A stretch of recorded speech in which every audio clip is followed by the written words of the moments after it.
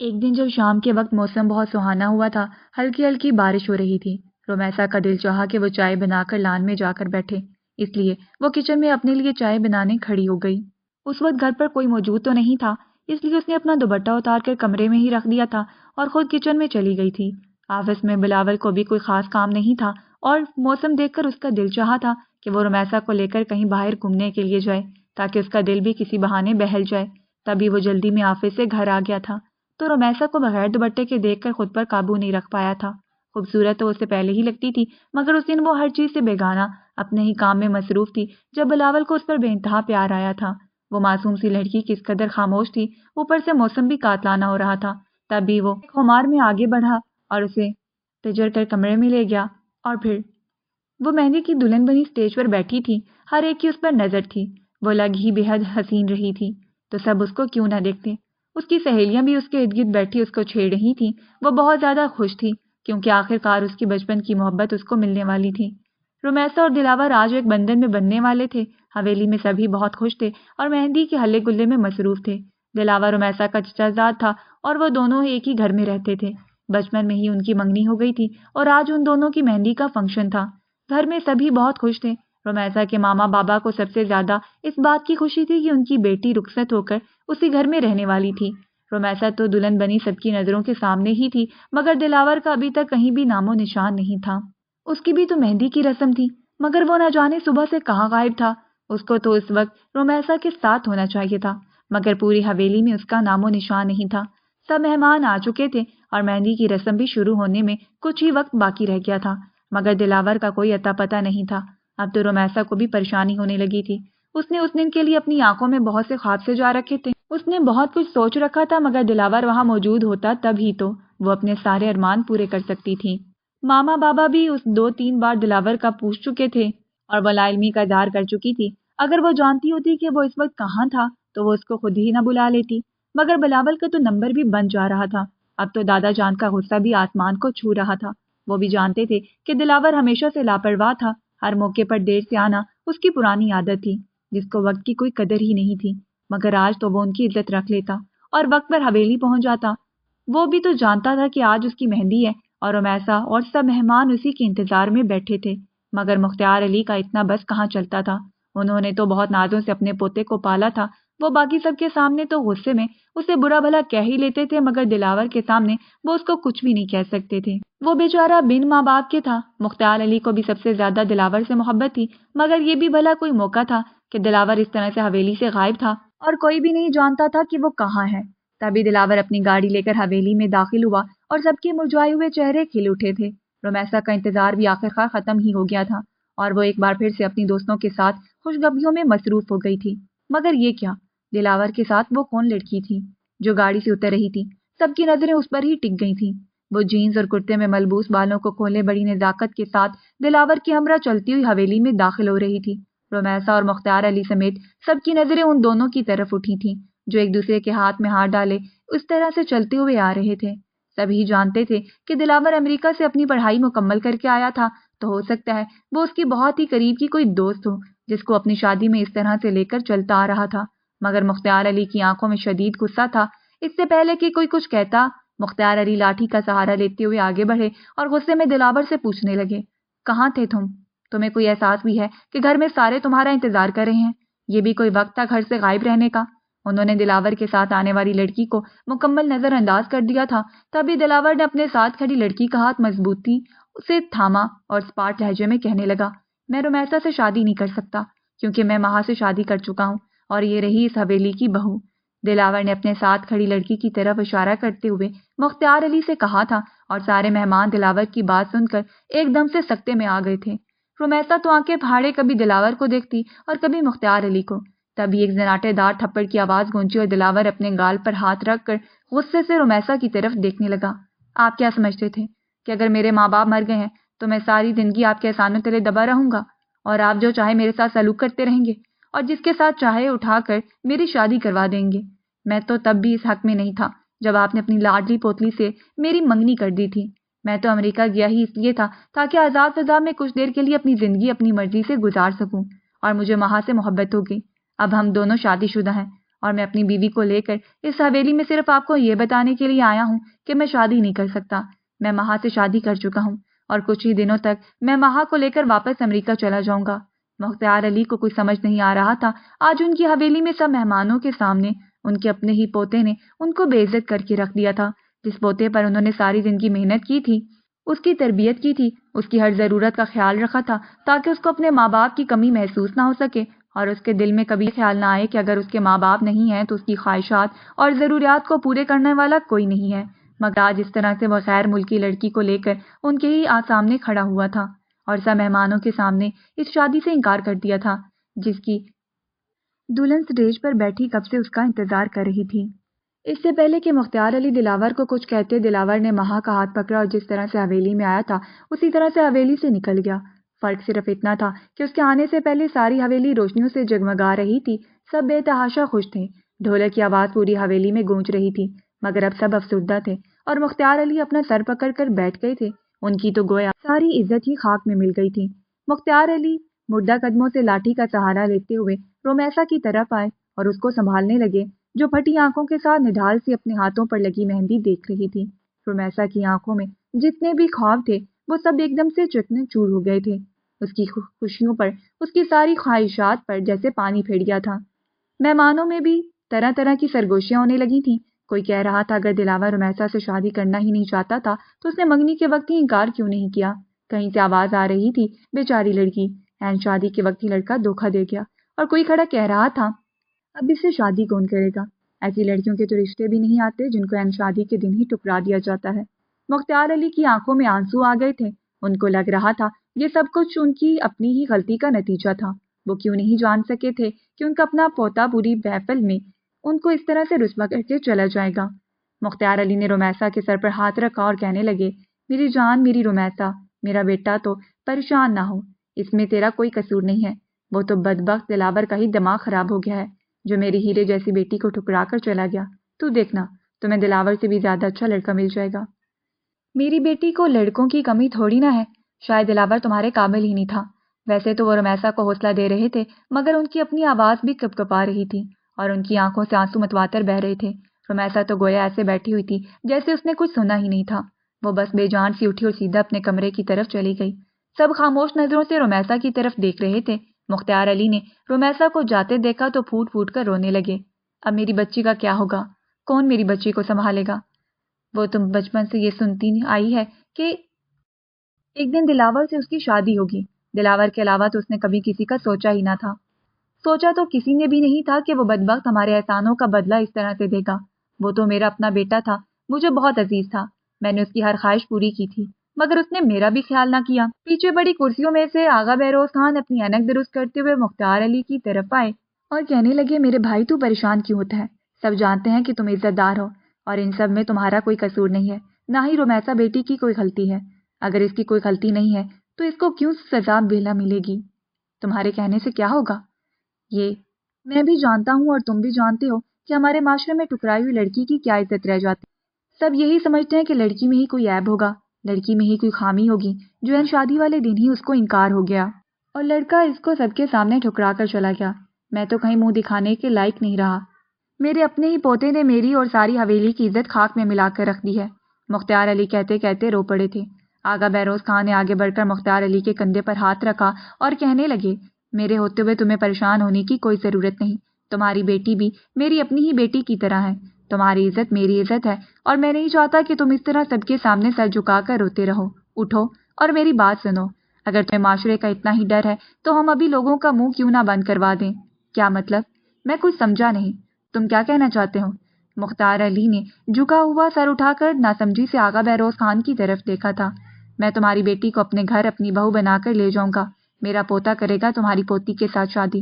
آغا بہروز خان نے مختار علی کو دونوں کندھوں سے تھامتے ہوئے کہا تھا، یہ تم کیا کہہ رہے ہو؟ اتنا بڑا فیصلہ تم ایسے اچانک کھڑے کھڑے کیسے کر سکتے ہو؟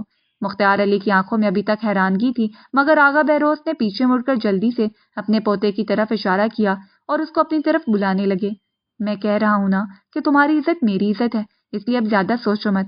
دیکھو سب مہمان بھی یہاں جمع ہیں، موقع بھی اچھا ہے، اور تم جو کہہ رہے ہو کہ تمہاری عزت خراب ہو جائے گی، ایسا کچھ بھی نہیں ہوگا۔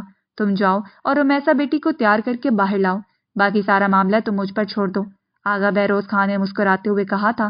مختار علی نے ایک نظر حویلی میں موجود مہمانوں کی طرف دیکھا جو چائے مغویاں کر رہے تھے، اور دوسرے ہی لمحے وہ رمیسا کے کمرے کی طرف بڑھ گئے۔ رمیسا کمرے میں ابھی تک صدمے کی حالت میں ہی بیٹھی تھی۔ اسے سمجھ نہیں آ رہا تھا کہ دلاور اس کے ساتھ ایسا کیسے کر سکتا تھا۔ دلاور رمیسا کا چچا زاد تھا جس کے اماں ابا ایک حادثے میں انتقال کر گئے تھے، جس کے بعد دلاور کو رمیسا کے ماما بابا نے اور مختار علی نے ہی پالا تھا۔ اس لیے دونوں کی بچپن ہی میں منگنی کر دی گئی تھی اور دلاور اپنی تعلیم مکمل کرنے کے لیے امریکہ چلا گیا تھا۔ وہاں اس کو مہا پسند آ گئی اور دلاور نے مہا سے شادی کر لی۔ وہ تو ویسے بھی بچپن کی منگنی کو کچھ خاص مانتا ہی نہیں تھا، لیکن گھر والوں کا خیال تھا کہ وقت گزرنے کے ساتھ ساتھ وہ اس منگنی کو قبول کر ہی لے گا، اور ایسا بالکل بھی نہیں ہوا تھا۔ مگر ان سب میں رمیسا کا کیا قصور تھا؟ وہ تو بچپن سے ہی دلاور کے نام پر بیٹھی تھی اور اس کے ساتھ گھر بنانے کے خواب دیکھتی آئی تھی، جو آج اس طرح سے چکنا چور ہو گئے تھے۔ اس کو آہستہ آہستہ دلاور کا بدلا ہوا رویہ یاد آنے لگا تھا کہ کس طرح دلاور امریکہ جاتے ہی اس سے انجان ہو گیا تھا۔ وہ اس سے بات کرتے ہوئے کتراتا تھا، مگر رمیسا کو یہی لگا تھا کہ شاید وہ پڑھائی میں مصروف رہنے کی وجہ سے ایسا کر رہا تھا، مگر اسے کیا معلوم تھا کہ وہ تو کسی اور ہی چکر میں تھا۔ اور آج رمیسا کو سب سمجھ آ گیا تھا، مگر اب وہ کچھ بھی نہیں کر سکتی تھی۔ ساری حویلی کے سامنے اس کے ماما بابا کی اور دادا جان کی ناک کٹ گئی تھی۔ دروازے پر دستک ہوئی اور مختار علی آنکھوں میں پونجتے ہوئے کمرے میں داخل ہوئے۔ رمیسا ابھی تک دھیرے چلتے ہوئے اس کے قریب آ کر بیٹھ گئے اور رمیسا کا سر اپنے کندھے پر رکھ لیا۔ میں جانتا ہوں بیٹا، دلاور نے تمہارے ساتھ بہت غلط کیا ہے، بلکہ اس نے ہم سب کے ساتھ بہت غلط کیا ہے۔ میں نہیں جانتا تھا کہ وہ اس قدر احسان فراموش نکلے گا کہ ہم سب کو اس طرح سے رسوا کر کے چلا جائے گا۔ مگر تم پریشان کیوں ہوتی ہو؟ تمہاری شادی جس تاریخ کو ہونا تھی اسی تاریخ کو ہوگی، بس تم ذرا حوصلے سے کام لینا، کیونکہ شاید تمہاری قسمت میں ایسا ہی لکھا ہے۔ رمیسا جو ابھی تک خاموش بیٹھی تھی، اس نے دادا کی باتیں سن کر حیرانگی سے دادا کی طرف دیکھا تھا، مگر وہ بھی جانتی تھی کہ اس حویلی کی عزت بچانے کے لیے اس کو کچھ نہ کچھ تو کرنا ہی تھا۔ اسی کی وجہ سے تو یہ سارا کچھ ہو رہا تھا۔ رمیسا نے خاموشی سے سر جھکا دیا تھا۔ اس نے مختار علی سے کوئی سوال بھی نہیں پوچھا تھا۔ آغا جان، میں رمیسا سے نکاح نہیں کر سکتا، وہ کم عمر ہے، ہم دونوں میں 10 سال کا فرق ہے۔ آپ یہ کیسے سوچ سکتے ہیں کہ میں خود سے اتنی چھوٹی لڑکی سے شادی کے لیے تیار بھی ہو جاؤں گا؟ بلاول خان جھنجھلا کر بولا تھا۔ دیکھو بیٹا، تم جانتے ہی ہو کہ یہاں کیا ہوا ہے، اور مختار علی کی پریشانی مجھ سے دیکھی نہیں جا رہی۔ ہم دونوں بچپن سے ہی ایک دوسرے کی ہر مشکل میں مدد کرتے آئے ہیں، اور ویسے بھی مختار علی کی مجھ پہ بہت احسانات ہیں جو میں چاہ کر بھی نہیں چکا سکتا۔ یہ تو پھر بھی بہت چھوٹی سی مدد ہے جو میں کرنا چاہتا ہوں، اس لیے تم مجھے مایوس مت کرو اور رمیسا سے نکاح کر لو۔ بلاول خان نے اپنے دادا کو اتنا بے بس پہلے کبھی نہیں دیکھا تھا۔ وہ تو ہر مشکل میں بھی ثابت قدم رہنے والے تھے، مگر آج اپنے دوست کی پریشانی دیکھ کر وہ جیسے بے بس ہی ہو گئے تھے۔ اس نے آغا جان کو سمجھانے کی بہت کوشش کی تھی، لیکن آغا جان نے اس کی ایک نہیں سنی اور ان دونوں کا نکاح کر دیا۔ بلاول خان تو آغا بہروز خان کے ساتھ ان کے پرانے دوست کی پوتی کی شادی میں شرکت کے لیے آیا تھا، مگر وہ نہیں جانتا تھا کہ یہاں اس کا اپنا نکاح ہی اس لڑکی کے ساتھ کروا دیا جائے گا۔ رمیسا اور بلاول خان کا نکاح تو کر دیا گیا تھا، مگر رخصتی رمیسا کی پڑھائی مکمل ہونے کے بعد رکھی تھی، کیونکہ اگر رمیسا کی شادی دلاور کے ساتھ ہو جاتی تو اس کو رخصت ہو کر کہیں بھی نہیں جانا تھا، بلکہ اسے ہی حویلی میں رہنا تھا، اور وہ یہاں پر رہ کر ہی اپنی باقی تعلیم مکمل کر سکتی تھی۔ مگر اب پہلے اس کو تعلیم مکمل کرنا تھی اور اس کے بعد اس کو بلاول خان کے ساتھ رخصت ہو کر اس کے گھر جانا تھا۔ اس لیے آغا جان نے دونوں کا نکاح تو کروا دیا تھا، مگر رخصتی ابھی نہیں ہوئی تھی۔ رمیسا کو تو اب جیسے کوئی فرق ہی نہیں پڑتا تھا کہ اس کی شادی چاہے بلاول خان سے ہوتی یا کسی اور سے۔ جب دلاور ہی اسے ٹھکرا چکا تھا تو اس نے یہ خیال اپنے ذہن سے ہی نکال دیا تھا، لیکن بلاول خان تو عجیب پریشانی میں مبتلا ہو گیا تھا۔ اسے سمجھ نہیں آ رہی تھی کہ یہ سب اتنی اچانک کیسے ہو گیا تھا۔ وہ ساری رات ان دونوں کے لیے بہت کٹھن تھی۔ رمیسا دلاور کا دکھ دل میں لیے بیٹھی رہی تھی، اور بلاول خان اس کم عمر لڑکی کے بارے میں سوچتا رہا تھا جو شاید زبردستی اس پر مسلط کر دی گئی تھی۔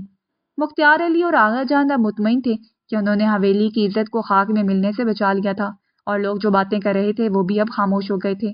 لوگوں کو زیادہ مسئلہ یہی تھا نا کہ اب اس لڑکی کو کون اپنائے گا، تو وہ مسئلہ بھی اب حل ہو چکا تھا۔ گھر پہنچتے ہی آغا جان نے سب گھر والوں کو اکٹھا کیا اور بلاول خان کے نکاح کے بارے میں بتا دیا۔ صفیہ بیگم تو یہ خبر سنتے ہی غصے میں آ گئی تھیں، اور کسی کا بھی لحاظ کیے بغیر آغا جان سے کہنے لگی، یہ آپ نے کیا کر دیا؟ میرے بیٹے کو کیوں آگے کر دیا؟ ان کے گھر کا معاملہ تھا، وہ خود ہی کچھ نہ کچھ کر لیتے۔ آپ کو کیا پڑی تھی؟ میرا ایک ہی تو بیٹا تھا، میرے کتنے ارمان تھے، مگر آپ نے… تم خاموش رہو۔ آغا جان نے بالکل ٹھیک وقت پر ٹھیک فیصلہ کیا ہے۔ ہم سب جانتے ہیں کہ مختار علی سے ہمارے کتنے پرانے تعلقات ہیں۔ اگر ان کے مشکل وقت میں ہم ان کے کام نہ آتے تو ان سے تعلقات کا فائدہ ہی کیا ہونا تھا۔ زلفی صاحب نے صفیہ بیگم کی بات پوری ہونے سے پہلے ہی اس کو خاموش کروا دیا تھا۔ آغا جان آپ بے فکر ہیں، آپ نے جو بھی فیصلہ کیا بالکل ٹھیک کیا ہے۔ بلاول کا کیا ہے، وہ بھی کل مان ہی جائے گا، اس کی بھی تو عمر ہی نکلی جا رہی تھی، اور مختار علی کی فیملی کی تو ہم سب ہی جانتے ہیں کہ انہوں نے کن مشکل حالات میں ہمارا ساتھ دیا تھا۔ آغا جان زلفی کی بات سن کر خوش ہو گئے تھے۔ رومیسا انگلش میں ماسٹر کر رہی تھی اور وہ اس کے 3 ہی سیمسٹر رہ گئے تھے، جس کے بعد اس کو رخصت ہو کر بلاول خان کے گھر آ جانا تھا، مگر جو کچھ دلاور اس کے ساتھ کر گیا تھا وہ ابھی تک یقین کرنے کے لیے تیار ہی نہیں تھی، مگر جو بھی ہوا تھا اب وہ بلاول خان کی بیوی تھی اور اس کو دلاور کا خیال اپنے ذہن سے نکالنا ہی تھا، اس کو اس حویلی کی اور اپنے ماما بابا کی عزت کو بچانا ہی تھا جو دلاور اپنے پیروں تلے روند کر چلا گیا تھا۔ رومیسا کا تو ان سب میں کوئی قصور نہیں تھا، پھر بھی وہ خود کو ہی قصوروار سمجھ رہی تھی۔ آغا بہروز خان دل کے مریض تھے، اس لیے ان کی طبیعت ناساز ہی رہتی تھی، تبھی تو وہ بلاول خان کو ہر جگہ اپنے ساتھ لے جاتے تھے، اور بلاول بھی ان کا اکلوتا اور لاڈلا پوتا تھا، اس کو بھی آغا جان کی بہت فکر رہتی تھی، اس لیے وہ بھی سائی کی طرح ہی ان کے ساتھ رہتا تھا۔ آغا جان کا بہت بڑا بزنس تھا اور ساری ڈیلز وہ خود ہی کیا کرتے تھے۔ بلاول خان بھی ان کے ساتھ رہ کر سارے معاملات کو اچھی طرح سے سمجھ چکا تھا، جبکہ زلفی صاحب گاؤں میں موجود زمینوں کا کام سنبھالتے تھے۔ اس روز آفس میں کام بہت زیادہ تھا۔ بلاول خان نے آغا جان کو ڈرائیور کے ساتھ گھر بھجوا دیا تھا، لیکن خود کچھ ضروری فائلوں پر سائن کر رہا تھا جب اس کا فون بجنے لگا۔ زلفی صاحب کا فون آ رہا تھا۔ بلاول خان جانتا تھا کہ وہ اس سے یہی پوچھیں گے کہ وہ ابھی تک گھر کیوں نہیں آیا، اس لیے بلاول نے بجائے فون اٹھانے کے جلدی اپنا کام سمیٹنے کو ترجیح دی اور جلدی سے کام نپٹانے لگا، مگر فون تک مسلسل بجتا ہی جا رہا تھا۔ 3-4 بار نظر انداز کرنے کے بعد آخر بلاول نے فون کان سے لگا ہی لیا۔ جی بابا جان، بس آ رہا ہوں، میرا کام۔ آغا جان کی طبیعت بہت خراب ہے، شاید ان کو ہارٹ اٹیک ہوا ہے، تم سب کام چھوڑو اور جلدی گھر آؤ۔ اس کی بات مکمل ہونے سے پہلے ہی زلفی صاحب کہہ رہے تھے۔ بلاول خان کے فائل پر چلتے ہاتھ رک گئے تھے اور وہ جلدی سے فون کان سے لگائے اٹھ کھڑا ہوا تھا اور دروازے کی طرف بھاگا اور نہایت پریشانی میں گاڑی ڈرائیو کرتا ہوا گھر کی طرف جا رہا تھا۔ آغا جان اپنے بستر پر لیٹے جیسے اسی کا انتظار کر رہے تھے۔ آپ آغا جان کو اسپتال کیوں؟ اس سے پہلے کہ بلاول کچھ کہتا، آغا جان نے ہاتھ کے اشارے سے اس کو اپنے پاس بلایا اور کہنے لگے، بیٹا مختار علی، عزت تمہارے ہاتھ، رومیسا کا ساتھ۔ اور آغا جان کی آنکھیں بند ہو گئیں۔ وہاں کھڑے سبھی لوگوں کو سمجھ آ گیا تھا کہ آغا جان کیا کہنا چاہتے تھے، مگر بلاول خان ابھی بھی ان کا ہاتھ پکڑے بار بار اپنے بابا سے کہہ رہا تھا، آپ ان کو اسپتال لے کر کیوں نہیں گئے؟ لیکن آغا جان کو کہیں بھی جانے کی اب کوئی ضرورت نہیں رہی تھی، ان کو جہاں جانا تھا وہ تو جا چکے تھے۔ آغا جان خود تو دنیا سے چلے گئے تھے، مگر بلاول خان پر رومیسا کی ذمہ داری ڈال گئے تھے جو اس کو اب ہر حال میں پوری کرنا تھی، مگر وہ اس کے لیے بالکل بھی تیار نہ تھا۔ کتنی کم عمر لڑکی کو اپنی بیوی مان لیتا، نہ جانے وہ کیا سوچے گی، کہاں وہ اپنے ہم عمر سے شادی کرنے والی تھی اور کہاں اس کو مجھ جیسا بڑی عمر کا ہم سفر مل گیا۔ رومیسا کی پڑھائی مکمل ہو چکی تھی اور اب اس کی رخصتی کی تیاریاں ہو رہی تھیں، مگر رومیسا نے صاف انکار کر دیا تھا کہ وہ اپنی رخصتی پر کسی بھی قسم کا ہلا گلا نہیں چاہتی، بس اس کو سادگی کے ساتھ بلاول خان کے ہمراہ رخصت کر دیا جائے۔ سب جانتے تھے کہ اس کے دل پر کیا گزر رہی تھی، اس لیے کسی نے بھی اصرار نہیں کیا تھا اور خاموشی کے ساتھ اس کو بلاول خان کے ساتھ رخصت کر دیا تھا۔ رومیسا دلہن بنی بلاول خان کے کمرے میں بیٹھی تھی جب وہ دستک دیتا کمرے میں داخل ہوا اور رومیسا کے پاس آ بیٹھا اور کہنے لگا، میں جانتا ہوں آپ کے ساتھ جو بھی ہوا ایسا نہیں ہونا چاہیے تھا، اور آغا جان نے بھی زبردستی ہی آپ کی شادی مجھ سے کروا دی ہے۔ مجھے بھی اس وقت کچھ سمجھ نہیں آیا تھا، میں بس اپنے آغا جان کو بے بس اور کمزور نہیں دیکھنا چاہتا تھا، اس لیے میں نے آپ سے شادی کرنے کی حامی بھر لی تھی اور آغا جان کی آخری خواہش کا احترام کرتے ہوئے آپ کو اس گھر میں بھی لے آیا ہوں۔ میں کوشش کروں گا کہ میری وجہ سے آپ کو کوئی تکلیف نہ ہو۔ وہ جو نظریں جھکائے بیٹھی تھی سوچنے لگی کہ اس کے سامنے بیٹھا ہوا لڑکا بھی کس قدر مجبور تھا جو صرف ترس کھا کر اس کو اپنے ساتھ لے آیا تھا۔ رومیسا دل ہی دل میں خود کو کوسنے لگی تھی کہ کاش وہ دلاور کے بدلے ہوئے رویے کے بارے میں پہلے ہی جان جاتی تو مختار علی اور اس کے ماما بابا کو اس طرح لوگوں کے سامنے شرمندہ نہ ہونا پڑتا، نہ ہی اس کو بلاول خان پر زبردستی مسلط کر دیا جاتا۔ رومیسا ان سب کا قصوروار خود کو ٹھہرا رہی تھی، تبھی بلاول نے ایک لال رنگ کی ڈبی اس کے سامنے رکھ دی اور کہنے لگا، یہ آپ کی منہ دکھائی ہے جو بابا نے مجھے کمرے میں آنے سے پہلے ہی دی تھی، اگر آپ کو مناسب لگے تو اسے پہن لیں۔ وہ کافی دیر تک خاموش رہی تو بلاول خود ہی بستر سے اٹھ گیا اور کپڑے بدل کر پاس میں پڑے صوفے پر لیٹ گیا۔ میرا خیال ہے آپ بھی تھک گئی ہوں گی، اس لیے فریش ہو کر آرام کر لیں۔ صبح ہوتی رومیسا ناشتہ لیے بلاول خان کے پاس موجود تھی۔ جب بلاول نے دیکھا کہ وہ ہاتھ میں کھانے کے برتن لیے کھڑی ہے तो फौरन से उससे बर्तन पकड़ते हुए साइड टेबल पर रखे और कहने लगा, आपको ये सब करने की कोई जरूरत नहीं है। घर में मुलाजिम मौजूद हैं और ये उनकी जिम्मेदारी है, आपकी नहीं। वो खड़ी सोच रही थी। हाँ, ये सब तो मुलाजिमों की जिम्मेदारी ही थी। वो खामखा में उसकी खिदमत करती फिर रही थी। वो तो जबरदस्ती उसके ऊपर मुसल्लत होकर इस घर में आई थी, फिर ये उसकी जिम्मेदारी तो नहीं बनती थी ना कि वो बीवियों की तरह उसकी खिदमतें करती फिरती। वो भी जानती थी कि सिर्फ उसके खानदान की इज्जत बचाने के लिए ही तो बिलावल ने उसको अपनाया था। आपको ये सब कुछ करने की जरूरत नहीं है, ना ही आपको मेरे काम करने की जरूरत है। घर पर मुलाजिम मौजूद हैं, पहले भी तो वो मेरा काम करते ही थे, अब भी कर लेंगे। आपको भी किसी चीज की जरूरत हो तो आप उनको कह सकती हैं। वो रोमैसा से कहता हुआ कमरे से बाहर चला गया था। बिलावल के कमरे से बाहर जाने के बाद रोमैसा आंखों में आंसू लिए बिस्तर पर बैठ गई। उसने तो कभी भी नहीं सोचा था कि वो इस तरह से जबरदस्ती किसी के साथ रुखसत हो जाएगी। उसने तो जब से होश संभाला था अपने साथ दिलावर का नाम ही सुनते आई थी, मगर अब वो क्या कर सकती थी। शायद उसकी किस्मत में यही सब लिखा था।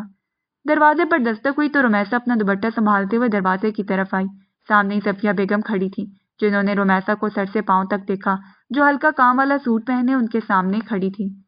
क्या तुम्हें तुम्हारे बड़ों ने इतनी भी तमीज नहीं सिखाई कि सुबह उठते ही सबसे पहले घर के बड़ों को सलाम करते हैं, जो तुम अभी तक कमरे में दुबकी बैठी हो। अब अगर आ ही गई हो तो इस घर के तौर तरीके भी समझ लो।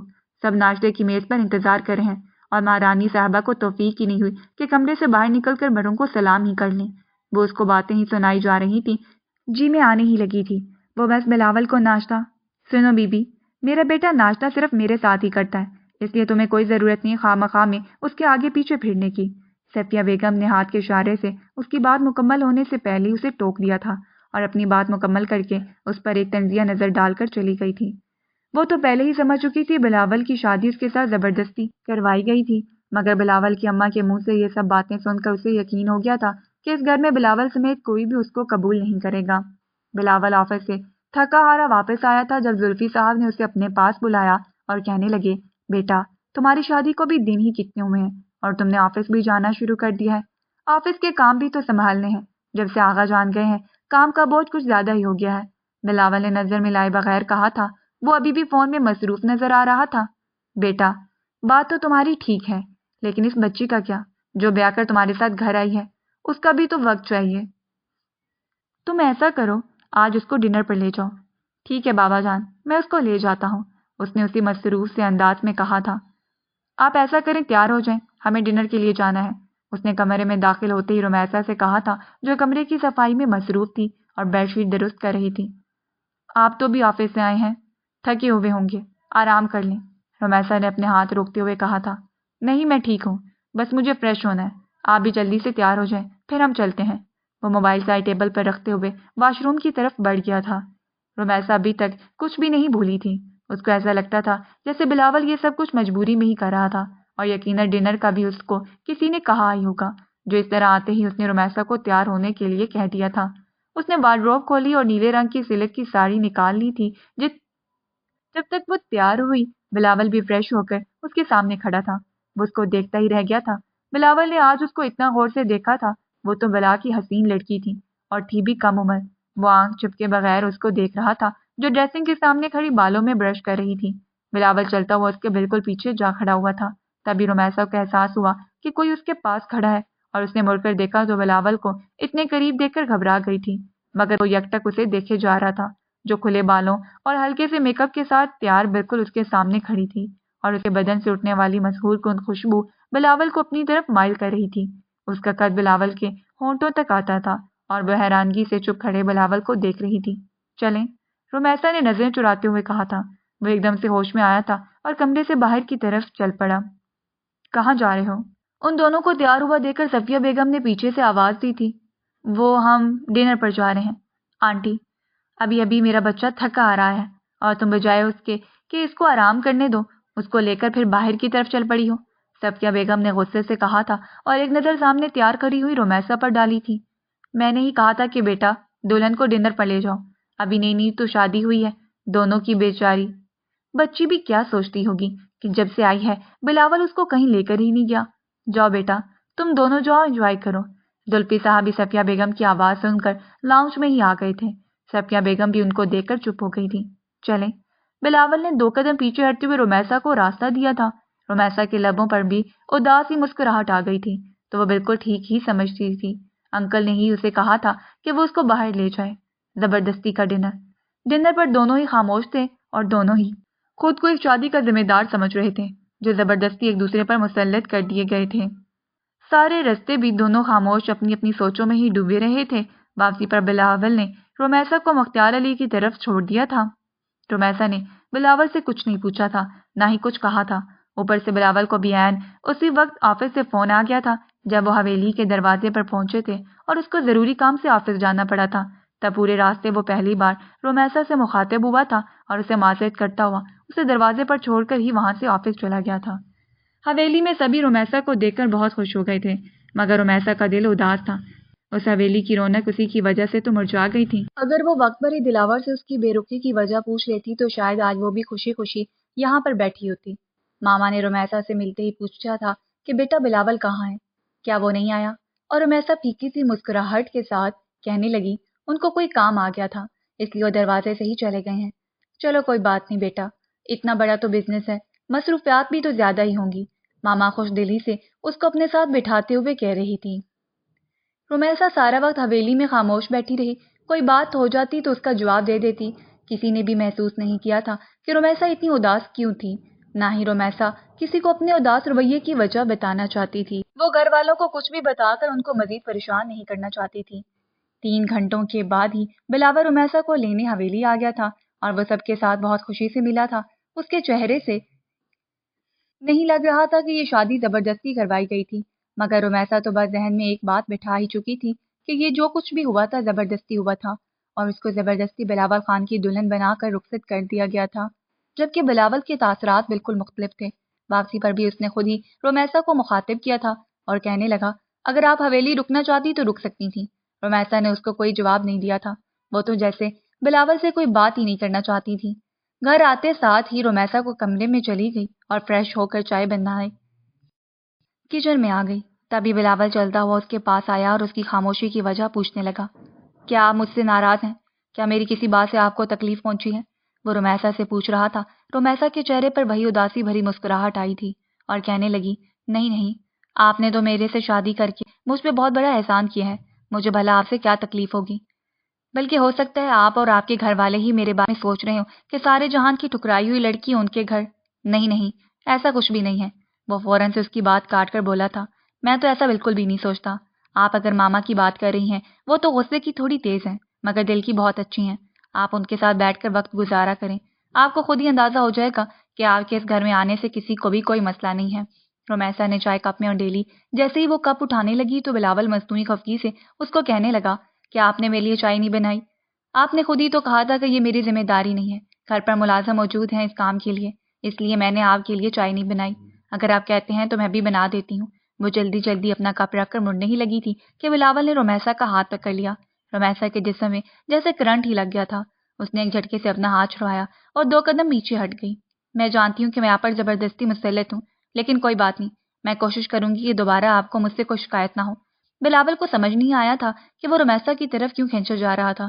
جب سے اس نے رومیسا کو نیلے رنگ کی ساڑی میں تیار ہوا دیکھا تھا تب سے ہی وہ رومیسا کی خوبصورتی کی تعریف کرنا چاہ رہا تھا، مگر موقع ہی نہیں مل رہا تھا اور اب رومیسا کی باتیں سن کر وہ تو جیسے حیران ہی رہ گیا تھا۔ وہ لڑکی نہ جانے کیا کچھ سوچی جا رہی تھی، جبکہ اس کے دل میں تو ایسی کوئی بات نہیں تھی۔ وہ تو اپنی خوشی سے اس کے ساتھ نکاح کر کے اس کو گھر میں لایا تھا۔ ویسے بھی آغا جان کی خواہش تھی کہ وہ رومیسا کے ساتھ شادی کر لے۔ پہلے تو وہ اس رشتے کے لیے راضی نہیں تھا، مگر اب اس کو رومیسا اچھی لگنے لگی تھی۔ بلاول اور رومیسا کی شادی کو کچھ عرصہ گزر چکا تھا، مگر وہ ابھی تک الگ الگ ہی بستر پر سو رہے تھے۔ بلاول ہی تھا جو رومیسا سے بات چیت میں پہل کر لیتا تھا، ورنہ تو وہ سارا دن چپ چاپ ہی بیٹھی رہتی۔ کبھی کمرے کا کوئی کام کرنے لگ جاتی اور کبھی کوئی کتاب لے کر پڑھنے بیٹھ جاتی۔ گھر کا سارا کام تو ملازم ہی سنبھالتے تھے، اس لیے وہ کمرے میں ہی کوئی نہ کوئی کام نکال کر دل بہلا لیا کرتی تھی۔ ایک دن جب شام کے وقت موسم بہت سہانا ہوا تھا، ہلکی ہلکی بارش ہو رہی تھی، رومیسا کا دل چاہا کہ وہ چائے بنا کر لان میں جا کر بیٹھے، اس لیے وہ کچن میں اپنے لیے چائے بنانے کھڑی ہو گئی۔ اس وقت گھر پہ کوئی موجود تو نہیں تھا، اس لیے اس نے اپنا دوپٹہ اتار کر کمرے میں ہی رکھ دیا تھا اور خود کچن میں چلی گئی تھی۔ آپس میں بلاول کو کوئی خاص کام نہیں تھا اور موسم دیکھ کر اس کا دل چاہا تھا کہ وہ رومیسا کو لے کر کہیں باہر گھومنے کے لیے جائے تاکہ اس کا دل بھی کسی بہانے بہل جائے۔ تبھی وہ جلدی میں آفس سے گھر آ گیا تو رومیسا کو بغیر دوپٹے کے دیکھ کر خود پر قابو نہیں رکھ پایا تھا۔ خوبصورت تو وہ اسے پہلے ہی لگتی تھی، مگر اس دن وہ ہر چیز سے بیگانہ اپنے ہی کام میں مصروف تھی۔ جب بلاول کو اس پر بے انتہا پیار آیا تھا، وہ معصوم سی لڑکی کس قدر خاموش تھی، اوپر سے وہ موسم بھی قاتلانہ ہو رہا تھا۔ تبھی وہ خمار میں آگے بڑھا اور اسے وجر کے کمرے میں لے گیا اور پھر اس نے کمرے کا دروازہ بند کر دیا۔ رومیسا نے بہت کوشش کی تھی کہ وہ خود کو بچا سکے، مگر وہ کیا کر سکتی تھی؟ جب اس کا بازو مضبوطی سے پکڑے سے اپنے ساتھ کمرے میں ہی لے گیا تھا، وہ کچھ کر بھی نہیں سکتی تھی، کیونکہ وہ اس کا شوہر تھا اور اس پر بلاول کا حق تھا۔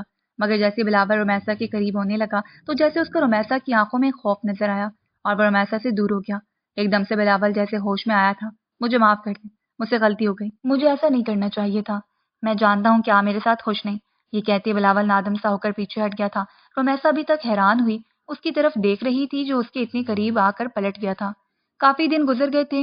بلاول جیسے رومیسا سے بات کرتے ہوئے ہچکچاتا تھا، وہ اپنی غلطی پر نادم تھا۔ وہ نہ جانے اس معصوم لڑکی کے ساتھ کیا کرنے والا تھا۔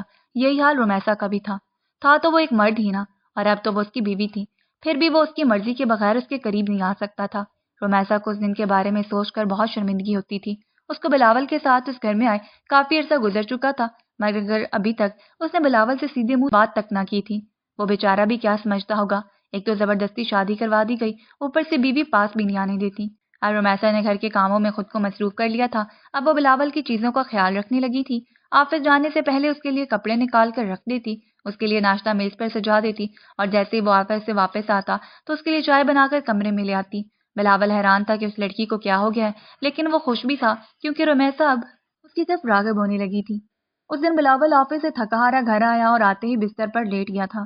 وہ جانتا بھی تھا کہ بیڈ پر رومیسا سوتی تھی، جبکہ اس کو صوفے پر سونا ہوتا تھا، مگر تھکاوٹ کے باوجود اس کی آنکھ لگ گئی اور وہ بیڈ پر ہی سو گیا تھا۔ اس رات بہت طوفان آیا ہوا تھا۔ جب رومیسا نے دیکھا کہ بلاول بیڈ پر جوتوں سمیت ہی سو گیا ہے تو اس کو اندازہ ہو گیا تھا کہ بلاول تھکا ہارا واپس آیا تھا۔ اس نے بغیر کوئی آہٹ کیے بلاول کے پاؤں سے جوتے اتارے اور کمرے کی لائٹ آف کر کے صوفے پر جا لیٹی۔ بجلی بہت زور سے کڑک رہی تھی، بہت تیز بارش شروع ہو چکی تھی، اوپر سے سارے گھر کی لائٹ بھی اچانک سے چلی گئی تھی۔ رومیسا کو ڈر لگنے لگا تھا۔ جب وہ حویلی میں ہوتی تھی تو اس موسم میں بھی ماما کے ساتھ جا کر سو جایا کرتی تھی، مگر یہاں وہ کس کے پاس جاتی؟ ڈر کے مارے رومیسا کو نیند بھی نہیں آ رہی تھی۔ تبھی بجلی زور سے کڑک کی اور رومیسا اندھیرے میں بھاگتے ہوئے بلاول کے پاس بستر پر جا کر لیٹ گئی، اور نہ جانے کب اس کی آنکھ لگ گئی۔